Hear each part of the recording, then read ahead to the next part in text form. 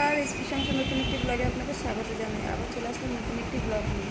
আপনারা আমার আওয়াজ শুনতে পাচ্ছেন কিনা জানি না, বেশি জোরে বলতে পারছি না।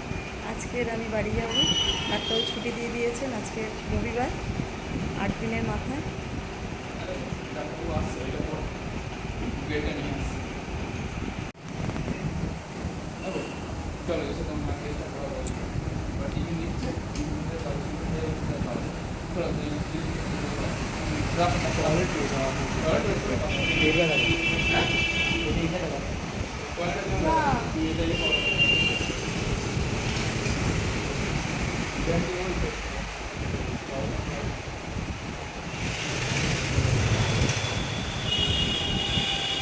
ছেলে এসে গেছে নিতে, ডাক্তারবাবু বেল্ট সাজেস্ট করে দিয়ে গেছেন। এই বেরোবো একটু পরে, টিফিনটা দেবে, খেয়ে বেরিয়ে যাবো।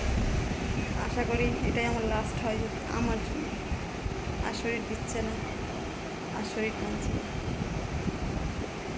শরীর ভীষণ খারাপ। বাবাটা গেছে একটু টয়লেটে, গিয়ে ওদেরকে বললাম একটু বাইরে থেকে খেয়ে আসতে। 870 টাকা নিয়েছে বেল্ট। দেখি দাও বেল্টটা দাও। এই যে ধরো, একটু তুমি ধরো বেল্টটা। এটা এখন বলেছেন ডাক্তারবাবু 3 মাস মিনিমাম করতে হবে, তারপরটা জানি না।